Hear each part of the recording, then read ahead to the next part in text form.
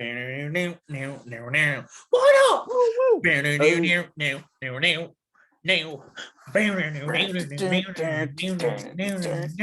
Ladies and gentlemen, boys and girls, it's episode 50 of Suplex Biddies. Brought to you by our good friends over at Couch Guy Sports. Well, what a way to kick off the show. A little throwback. Unplanned choreography. I love it. Yeah, that was. We just said, let's get to it. And then we both decided, you know what? Let's just yell a little bit. That could be fun. Dude, it's the best. It's the absolute best. But again, Suplex Biddies brought to you by our good friends over at Couch Guy Sports. Make sure you're using the internet one time. Go check out all the blogs, all the podcasts on the network, and everything good that Couch Guy has to do. And for those who don't know, real quick, if you don't follow Couch Guy Sports on Twitter, make sure you do so because March Madness is here and Couch Guy Sports is doing a tournament challenge on ESPN. Go check out the tweet if you want to join in. Let your boy know because your boy's running it this year. Also, with our sponsors, we have Exogun. Go get a massage at a moment's notice. 10% off, exogun.com. Use the code CGS10. We got our good friends over at Shocked Energy. Wearing the hoodie as we speak. 10% off. Drink made by gamers for gamers. 10% off. Again, like I said, CGSN at checkout. ShockedEnergy.com. And also, you wanted us on an app? Guess what? Because we're on an app. Go download, if you have Apple or Android, Rave On Sports, the Rave On Sports app. Basically what it does, it's a chat for every game. So for the March Madness tournament, you'll see your boy in a couple chats. Basically, it's two teams, two hosts on two teams for two teams. Jesus, I can't even speak today. And basically what happens is it's an interactive chat throughout the game because sometimes people, they like to get other people's opinions on the games. And that's basically what this app does. So basically you can chat with other people around the world about that game. So raveonsports.com. Rave On Sports app on your phone. Jesus, I need some Shocked Energy and some Exogun in my life right now. Go to the App Store, Rave On Sports. Do yourself the favor. Let's dive into it. All right. You know what it is, bro? It's that daylight savings change. It's messing Yeah, us dude. all I mean, up like, today. listen. This is ass. We're recording, and usually I have to have 3 lights on in my room. I have the beautiful sky. Like, that's open. That window's open. Oh, what is it? 1 p.m. in the afternoon? Oh no, it's 6 p.m. What the fuck, man? Can't wait. All right, so dive into the show this week. Episode 50. It's a big one for us. Big shout out to Couch Guy Sports because neither one of us, Diego obviously missing tonight due to work-related stuff. So CEO shit. Yeah. So Hunneman and I are here celebrate episode 50 with you guys. Not only did I ever think I could ever do 50 episodes with this kid next to me, but here we are, 50 episodes in, and boy, it's been an absolute ride so far. But let's dive in. I too enjoy the conversations. Let's dive in. We have a hefty topic list tonight. Let's start off with you, Hunneman. What's the first thing we're getting into? First things first, just want to have a nice little shout out to the wrestling community and how much they have seemingly just joined together in support of Scott Hall, who's currently, unfortunately, fighting for his life. He was just taken off life support allegedly a few hours ago. Doesn't look good. Looks bleak, but miracles have happened. And as he says, sometimes bad guys last. So we'll see what happens with him. Thinking about all the positive signs. Love seeing the outcome and the outpouring support for everyone on social medias. And just one of those generational stars that had a huge impact. Doesn't have to even be a world champion. Everything he did, who's done more for the toothpick? You tell me. Ayo. That's what I'm saying. So our thoughts are with him and his family, friends, everyone around, everything. So we're here for you. We hope to hear some miracles. So we'll see what happens. Dude. Guy's a tough dude. He's seen it all. What we're here for. What else we got? Well, the biggest... so it's a lot of little stuff that happened. There's no big pay-per-views right now. We're kind of in a little bit of a lull. We're in that road to WrestleMania, which is nice. But the biggest news that came out of this past week was Big E breaking his neck. So he has 2 fractured vertebrae. I forget. I think it was like C7 and C10, something along those lines. That man, I've never seen someone happier in a neck brace with his social media posts and just that ray of sunshine that he's just, everyone's so concerned about him, thinking the dude's done. He's just giving you updates. He's posting videos. No surgery needed. But what do we think? How do we feel about how everything went down? It's just one of those horrible timing things. Like just around WrestleMania, the man just had a big summer. Obviously, the WWE title run wasn't as great as it could have been. Nope. But now it almost gives him, as long as he can come back at full capacity, it almost gives him an extra little oomph and like a little character. You want to see him get back on top now after going through something like that. So what do you think? What do we feel? A lot of people were hating on Ridge Holland, which again, you feel bad for the guy. Obviously, he didn't mean to do that. Must have been a miscommunication and things like that. And even reports were saying he went to the hospital to spend some time with Big E. So, he's going through a lot. So try not to send him death threats, guys. It happens. Yeah. I'm pretty sure Big E would be telling you to cut the shit. Yeah. So, relax. He's going to be fine.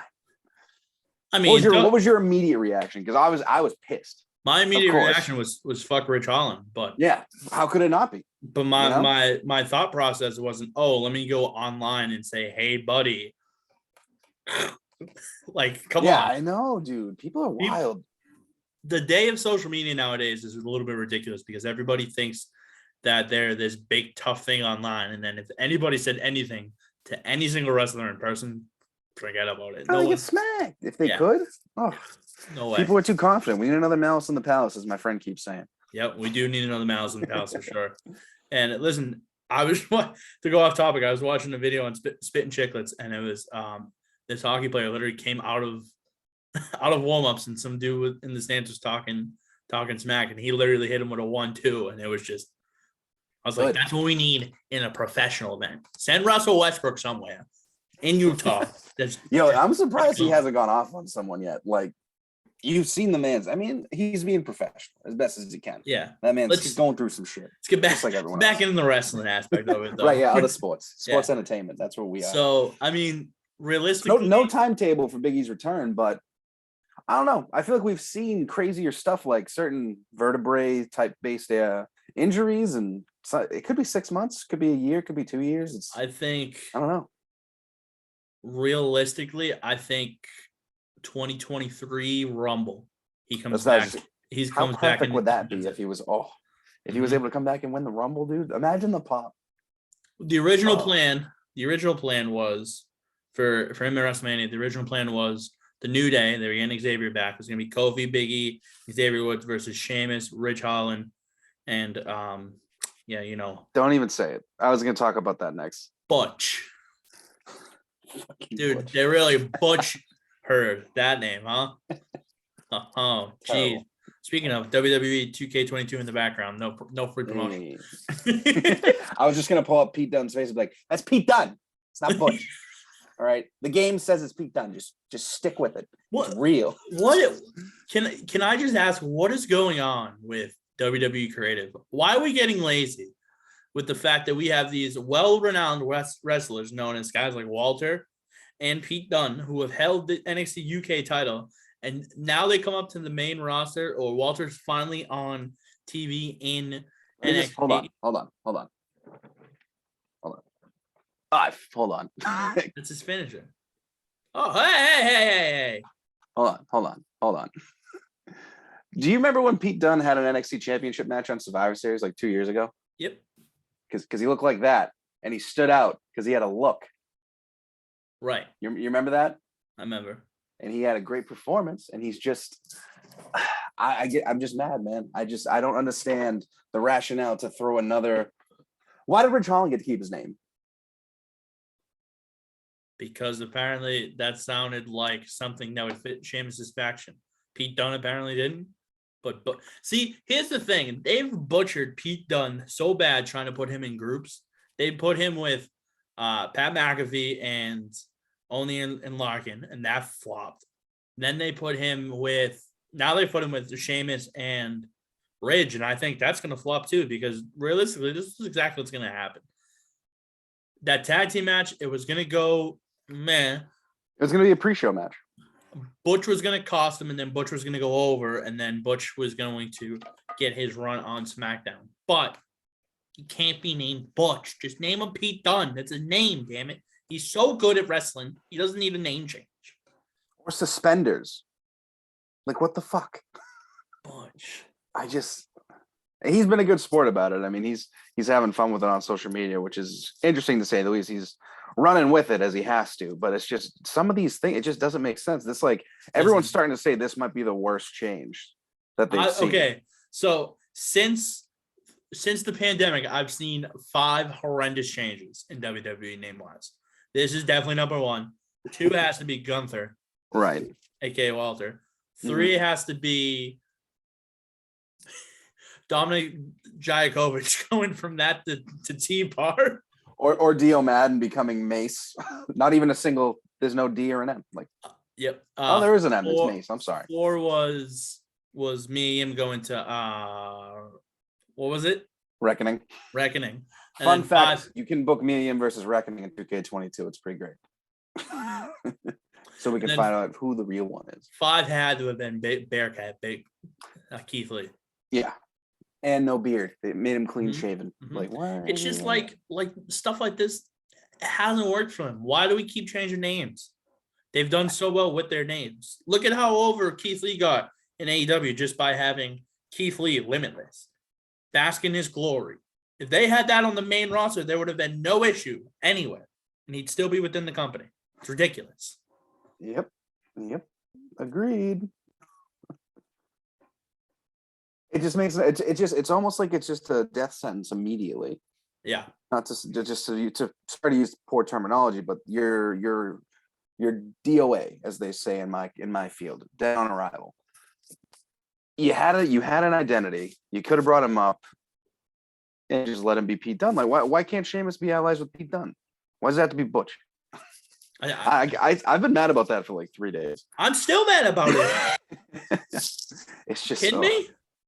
Luckily, if Pete Dunne gets the chance to show out and show why he's like he would have been the perfect opponent for Ricochet at WrestleMania. Yeah, just as Pete Dunne, or even as Butch, whatever.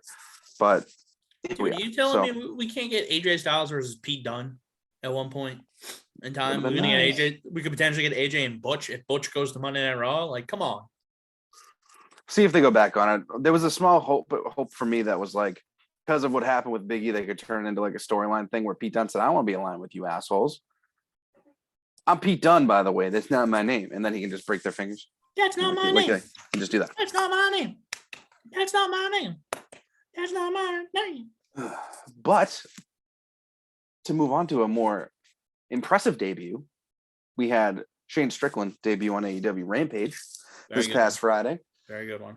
Swerve's house, which they're embracing just right away. Whose house? Awesome. Swerve's house. The fans love it already. They're just saying it. AEW's letting it happen. Look what happens. He had a great match with Tony Nese. Another one of those underrated performers. Not the best on the mic, as everybody knows. But they had a great match. Strickland looks like the real deal. Let's hope he doesn't fall back into the background, because he deserves to be in the limelight. Who do you think you'd like to see him actually have a program with? Because obviously we saw Keith Lee, which for whatever reason, every new arrival feuds with Team Taz, I guess. I don't know if that's just the thing now. Punk route. I was about to say he's going to CM Punk route. Yeah. So I mean, Keith Lee and MJF in a big feud soon. Like, I'm very confused. I mean, as we sit here and as Team Taz is seemingly occupied, what do you see Strickland, maybe his path? Curious to me because I think. Do you think the Jericho Kingston rivalry is done? I meant to ask you that. So, do you think it was a one and done, or do you think singularly yes, but because of what they ended up doing with their angle with Jericho turning on them and Kingston coming out to try to help out, no. So there's going to be another, hopefully not a stadium stampede, because that's what seemingly they have a group of 5 for Jericho. They have a group of 3 for LAX, allegedly. You know, they could bring in Hernandez and maybe Homicide. Could be a cool little thing. I just don't want to. Jericho probably shouldn't be in a faction again, because I think as much as I think 2.0 has been, entertaining, at least on like BTE and stuff, and Daniel Garcia, great technician, great future ahead of him. It's obviously a downgrade from what the Inner Circle was. I mean, we say that right now, but just looking at it from face value, why couldn't you just have Jericho do his own thing with Hager as like his muscle? Yes. You know, so they're not. I don't think they're gonna have another one-on-one match, but you'll see a couple multi-man type feuds, and I think it's gonna lead to Stadium Stampede at Double or Nothing because that's just they seem to do that every year. Yeah. Wouldn't be surprised, but I hope if that's the case, that's not the main event. Yeah, no, I don't think it would be this year. Because last year it was Jericho MGF being a hot topic, but this year I think you're still looking at Hangman versus Punk. But again, that's a whole other thing. Yeah, What no, for sure. I would agree with you in that aspect. Because last week Diego and I were talking about what that potential pay-per-view could look like and who could be next for Hangman Page. I know this week on the St. Patrick's Day Slam, they're doing Hangman Page and Jurassic Express versus Adam Cole and Red Dragon. So that's. Did they officially announce that? Yes. Okay, because there was a bunch of like stuff online that I had seen. They were like Cole was teasing that he wasn't actually going to use Red Dragon. It was actually going to maybe be like the Dark Order or the Bucks. And then Hangman low-key mentioned, oh, Lucha Express said Lucha Express. Oh my goodness. Jurassic Express. Who am I talking about? Hangman Page. Yeah. It's going to be Jungle Boy and Luchasaurus. So from the segment, but they could be a swerve. I don't know. I was about to say ready for this. I think the swerve that's going to be the highlighted thing. They're going to take out Jurassic Express, be like, come on, Adam, you ain't got any more friends. And then people are going to think it's going to be, well, actually, John Silver comes out and just goes, oh, it's me. And then the Young Bucks come out and super kick him. And then they look and Hangman Page and just go, yep. And then just boom. Because John Silver would sell the shit out of that. He would. Poor John Silver. Yeah, because there's definitely tension growing amongst the ranks of Dark Order and Hangman with how he was treating Alex Reynolds and such. Mm-hmm. But it would be interesting to see because they've built somewhat of a friendship on BTE with Cole and the Dark Order. And not that they really make it canon to what's on television, but they do use the platform to like advance storylines a little bit more and give you some more context. So Red Dragon, I could see swerves on both sides. Because maybe, like you said, maybe they get taken out, Jungle Boy and them, and then Hangman says, oh, well, my partners are from the Dark Order. Neat. And then the Young Bucks come out or something. So it's going to be a cool little thing. For sure. I'm curious to see what it looks like, though. But other than that, I mean, Shane Strickland. Go back. I mean, so Moxley and Danielson are teaming up now. Take them out of the equation. I mean, do you bring... You can't really have him in Miro face. Lance Archer just doesn't make sense in that spot. Miro re-signed allegedly too this past week or so, deal. Which is cool. It was a 4-year. Okay, I heard it was 3 or 4. Ooh, my career, the journey. I love that. I just didn't know if I could keep the 2K image in the background without getting fined. Yeah, makes sense.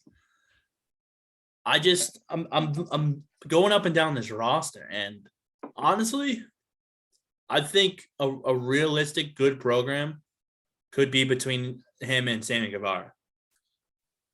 Yeah, I could see that. Because with Scorpio Sky winning the TNT title, now it's off of Guevara. What's Guevara going to do? And I still want to know where he ties into the whole Inner Circle split, because he's the only one of that main group that wasn't involved in that segment on Wednesday. I think so. It'll be interesting. He might just wipe his hands with it. I think that's what's going to happen. Yeah. But yeah. I like his future. He has a good future ahead of him. The mid-card title now, to me, like, is Wardlow going to win it, or I think he obviously deserves it, Wardlow, because he's gonna get pushed to the moon. He's so over already just returning on MJF, but I think you're gonna get something that costs him the match. Now that Scorpio Sky won the title. Yeah. Kind of want him to run with it for a little bit. Yeah, I would agree with you there. I think they're going to set up the MJF Wardlow feud, and that's going to be the thing going into Double or Nothing. Right. And I think in most wrestling senses, for whatever reason, the story always just seems a bit better when there's a face gunning for said championship. Maybe that's their Stadium Stampede. Who? MJF, Team MJF versus Team Wardlow. That could be cool. Because obviously you're going to get MJF, FTR, then Yeah, FTR also fired Tully Blanchard, which was odd. Not sure what's going on there. So it's almost like they turned face as well. So I'm not quite sure what's going on there. I think they have someone else coming in. I think Tully Blanchard's contract was expiring, and I think if I remember reading correctly, there was a former WWE Hall of Famer that they're going to have as their guy now. I have to look it up again. Okay. The other so again, same Stampede because you know it's probably going to happen. Yeah. It's interesting because you could also do the Hardys and Darby and Sting against Andrade's House of whatever it's called now. Yeah. They just need a fifth. So could be Guevara because he was just involved with Andrade a little bit. Yeah. It's just so many possibilities, and it just almost seems like their roster might be one of the best ever assembled at the moment, and it's going to be tough for them to keep everyone in the limelight as they deserve. So they need that trios belt, absolutely. I think we can all agree on that, and maybe even some women's tag titles. Yeah, I know they're waiting on Omega. They're waiting on Omega to get back, but I think realistically we could see the tournament starting after St. Patrick's Slam, and they get that going up until, and the titles would be on the line for the first time ever at Double or Nothing. Right. And they're also starting the Owen Cup for the men and women's. Seemingly for the women's, it's headed towards Sheeta versus Deeb at the end there, so that'll be interesting. Sheeta came back with a more aggressive. Sheeta versus Deeb, you think? Yeah. What about Sheeta? Their feud's still not over. Okay. If you saw the angle that they did, they had on Rampage, I believe, they had Sheeta come out and beat up Deeb, saying, I didn't forget about you, and then cut a really fiery promo about how she's coming back after her and stuff like that. So gotcha. There's just a lot to look forward to for them, man. That's who good content. I know who FTR is trying to get. Who? I forgot. They were on Twitter. They're like, "Yo, at Hitman Hart, you around?" Where's Brett at? Listen, if that's the case, imagine getting Bret Hart and William Regal in the same locker room just for knowledge. Yeah. My God. But the AEW is in a good direction. St. Patrick's Slam on Wednesday, the 16th, is going to be a great show for sure.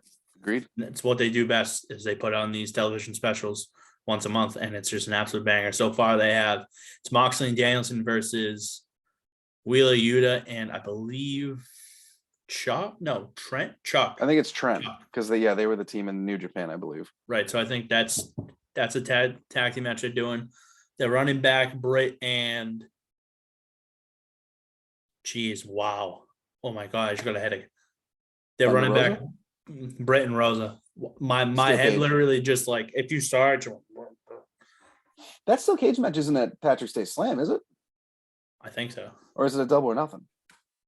What, and Double or Nothing's 2 months away. It has to be this week. Britt and Rosa is this week. Okay. Hopefully Rosa wins. Because now Britt can't get help, but it's time. Everyone's starting to turn on Baker, so yeah, it wouldn't be bad if she kind of went away for a little bit, just a little bit, and came back and Double or Nothing. Yeah, you're right. I mean, I just think realistically, they need to get the TBS title off for Jade. I mean, it's good right now, but once they desperately need a women's champion, Jade Cargill fits their build. They're gonna need her. Yeah. I really am interested in seeing how she's gonna lose it. I feel like it's gonna have to be a multi-man or multi-woman match.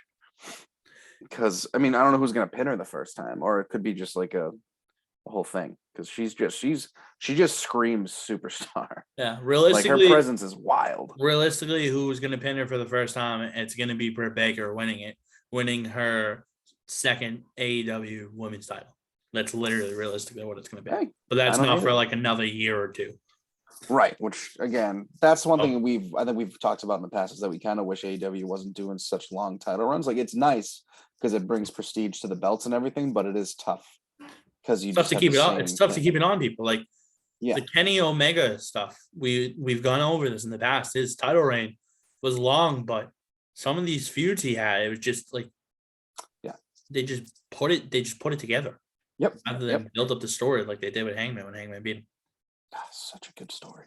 Mm-hmm. I'm so glad it happened. That's what AEW does. They're very good at storytelling. Well, just to jump back to WWE, because I mean, you know me, I could talk about AEW for a while, but just to jump back to more WWE stuff, more hype for the celebrity matches seemingly been building up on SmackDown. You had Johnny Knoxville apparently hire a Skyrider or a banner to fly over with Sami Zayn's cell phone number. So Zayn probably got like a phone for like a week with a different number, and then they put it up because you're not actually going to give out his personal number, one would think these days. But that was a fun little thing. Zayn's been running with it on Twitter. He's getting FaceTimes from all these people and posting screenshots of him and like him just talking to random kids when he's trying to be in bed at 3 a.m. and stuff like that. He's like, stop fucking calling me. It's been pretty funny. Luckily, that isn't going to be for the title anymore, and that was actually pretty good on SmackDown because they had the rematch and Ricochet solidified his reign. You also saw Theory come out and try to, go after McAfee a little bit more, and McAfee was like, There's potential rumblings that McAfee's not going to be on the SmackDown announce team much longer. Him and Michael Cole are just a great combo. No, I hope that's not true, unless he's gonna go full time into the ring. We'll see, but he's got his own show, man. He's making millions of dollars. WWE is just a side gig for him. YouTube paid him what, like $30 million or something crazy. FanDuel, not even. FanDuel. Okay. Yeah, he's getting a lot of money. Yeah. They're like, oh, you're not gonna make it. You're just a punter. Look at him now. He's about to wrestle on WrestleMania, and he made all that money. But they spiced up their feud a little bit more, made it feel a little bit more personal. It's not just Austin Theory coming by every week and slapping the headset off his head. He was going to do it again, but I think they actually built those feuds up very well. And I think that's going to be your best celebrity celebrity match. It stinks because WrestleMania is so close, but it feels so far away.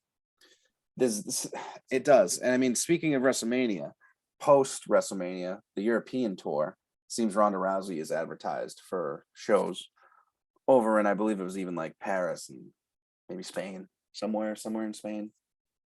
So hints that she's probably going to win the title, maybe. I mean, I thought we kind of knew that. Yeah, because it storyline wouldn't make sense if she comes back just to lose when she says she has a list of people she has to get back at, Right. Unless there's some WWE fuckery, which could easily happen. That he could drop the belt and then literally just go, I want Ronda, and just, you know what I mean? Yep. Yeah, and then depending on if they decide to expedite the draft again, we'll see what they do. Or if they move it up again to mix up the rosters with how slim everything's gotten. Who knows? I mean, just the biggest, I think the biggest, obviously, all right, so again, Biggie, injury, speedy recovery. Scott Hall, hope you come out of it. Scott Hall or Scott Hall? What did I say? Scott Hall.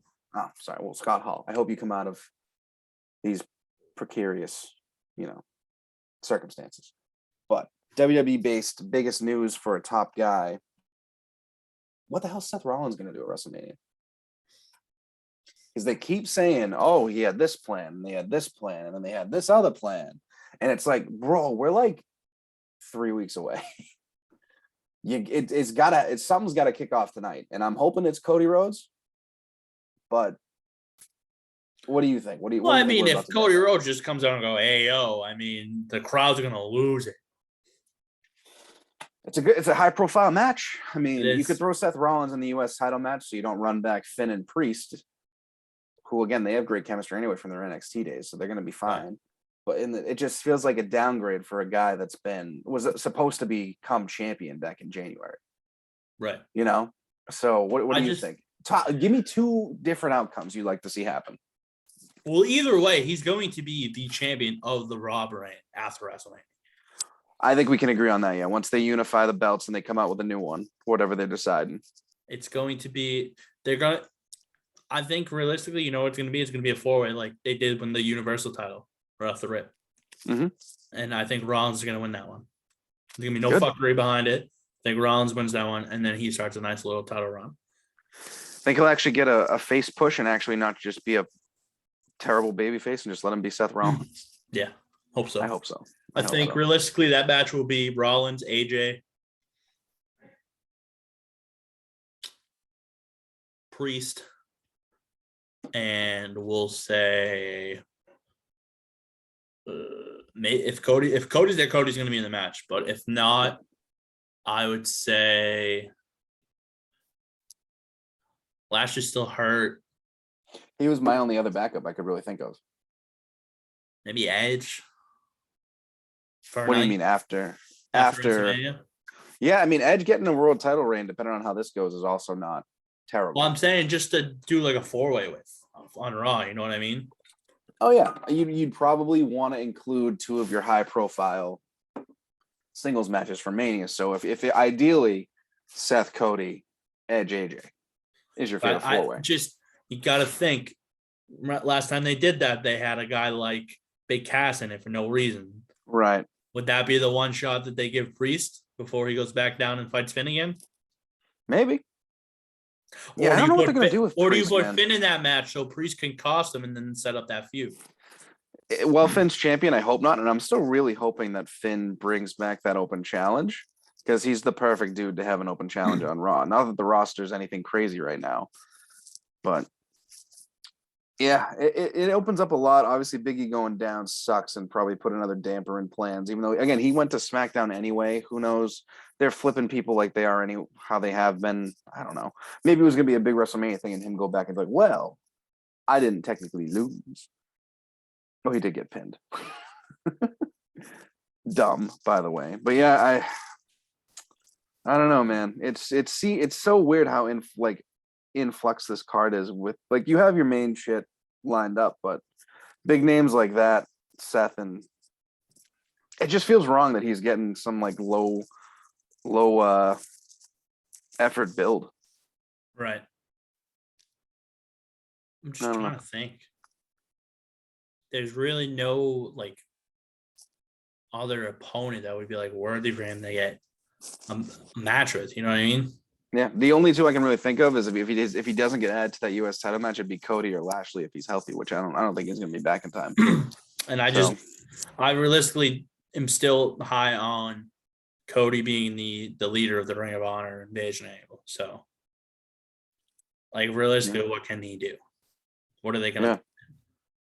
I hope he doesn't do that. I do hope he shows up in WWE and actually gets a nice run at the upper mid card to the top, because he does. I think he has earned it. He has, for sure, but yeah, how much money is he going to get from WWE, and what's Tony Khan going to pay for him to not only run basically Ring of Honor but be the leader of it in the Invasion angle? You know what I mean? So Cody says he wants to book. You think Tony Khan wouldn't give him Ring of Honor to book? I personally know, because if he had that in mind, because the purchase of Ring of Honor wasn't like some thing he just called about over the weekend before it got announced. At least I would assume so. So if he was if this has been in the works for a couple months, they wouldn't have had such a public split on social medias and stuff like that with press releases and all that. So it could happen. Could be a swerve. The angle. Swerve's house. It's wrestling. I actually think a guy like Punk or Danielson should win the Ring of Honor title just for when it starts back up, just to have that big name to bring highs, because it's going to be treated like they're developmental, allegedly. And their first show is supposed to be in April, I believe. I believe it's April. I think it's the weekend of Mania. Yeah, I think you're right, actually. Yeah, if I'm not mistaken. Shane Strickland's already on that card. Yep. So, I'm kind of interested in seeing what they're going to do with because they're in TNA right now. They're doing some stuff with Impact, a few of them. So are they going to re-sign? It is a lot. It's just a lot to take in and keep track of. And like, my goodness, so many options. Yeah, so he has to have, unless, again, Regal is the push. So he's the manager for Moxley and Danielson now. What stops Khan from being like, okay, you're the Ring of Honor guy? Yeah, you're the guy making the matches in Ring of Honor. Yeah, can't have a much better pick than that. Obviously, with how he was in NXT. So. Right. So, who knows?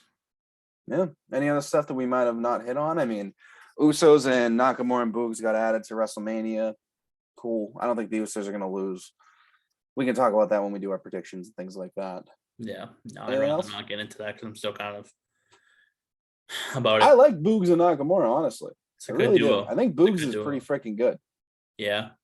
But, it's going to be tough for him to become much more than the guitar dude. Look at Elias. Where? Mm-hmm. Yeah. Anything else you can think of, my man? No, I mean, I think we kind of nailed everything on the head here. Just again, make sure Couch Guy Sports, follow the Twitter, follow us on Twitter at Suplex Biddies. We're growing. We're getting there. We're getting to where we want to be. We want to get a little bit more active on the Twitter page. Much more. We're pretty active. We just need them likes and that traffic to get an uptick. We need them impressions. A little bit. But from us two here, I know Diego would be saying the same thing. 50 episodes is a fantastic feat. So for us to accomplish this, I think it shows how much we've put into this and how hard we've worked. And from the bottom of my heart to anybody who's listened to any episodes of this, thank you very much. And we will see you guys next week for episode. Now, before you finish that, can I finish with a nice Scott Hall quote from his retirement speech? Yes, sir. Or his Hall of Fame speech. Hard work pays off. 50 episodes, guys. Like Jones was just saying, dreams come true. We're on the way. Bad times don't last. COVID, kind of out of the way, but bad guys do. So, from all of us here, we'll see you guys next week. DVD player and all. Peace. Get a new one.